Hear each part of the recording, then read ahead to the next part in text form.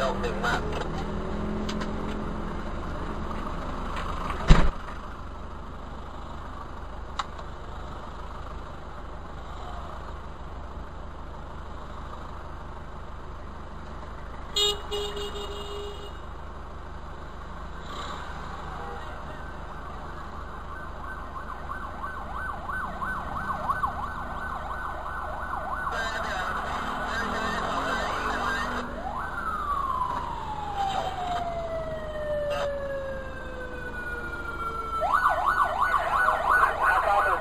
กี่ไร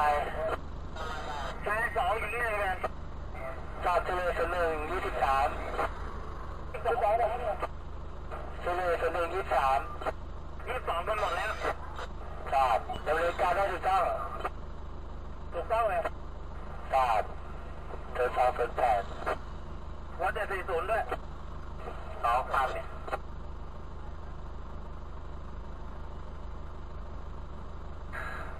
59สอบถามเอาเห็นได้ชัดว่าตกลงกันได้ถูกต้องเลยผู้บาดเจ็บทั้งหมด25 รพ.เนี่ยทั้งหมด3 ราย25 รพ.หมดเลยข่าวเราความ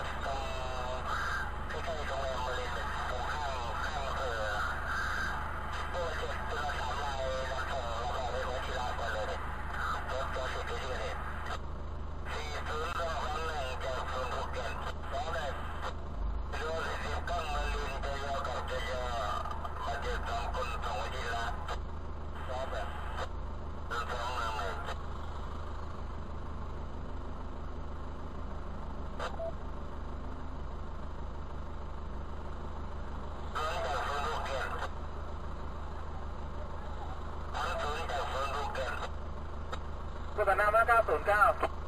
5909ชาย1 รายหญิง1 รายเดี๋ยวนำส่งวัชิระแบนอีกชายอีก1 รายนำส่งมิชชั่นประกันสังคม328นี่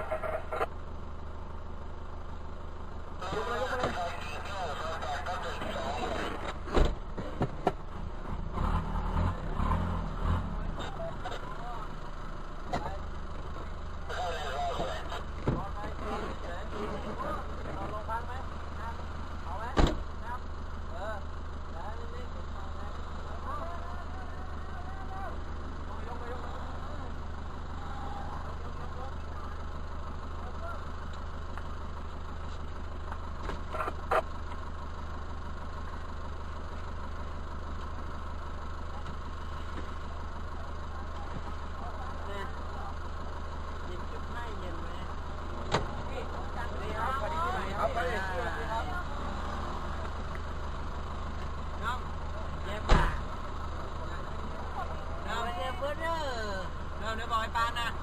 จ้าเบิ้ลเนอร์เจ็บมากเลยเบิ้ลเนอร์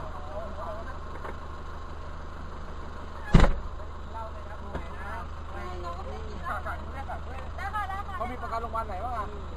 ไม่รู้เหมือนกันเลยโอ้ยกีฬาให้ทำให้สุดกีฬานะคะโอเคค่ะคนทำเทียบ1ผู้บาดเจ็บชาย1 ราย25 วัชิระเพชรโดนรถขวาแล้วครับเพื่อแสดงนามผู้บาดเจ็บชายราย25 รพ.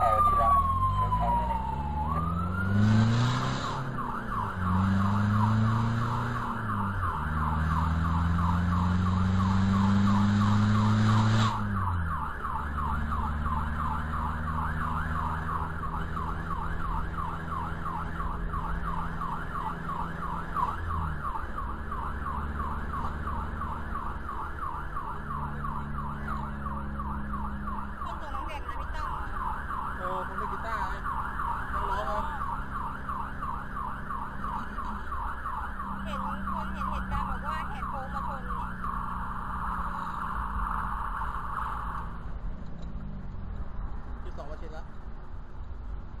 ทราบเทพเลวสิบวชิระเธอทราบเป็นสองผู้บริหารจะดูของ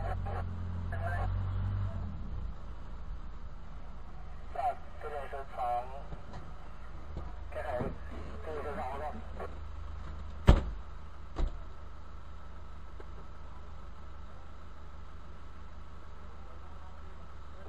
ทราบเทเลเป็นสองนำผู้ได้รับประเจ็บใจรายวันที่15รับพร้อมมิชชั่น30ประกาศสังคมเทเลเป็นหนึ่งนำประเจ็บหญิงในราย25รับพร้อมวชิระ02เป็นสอง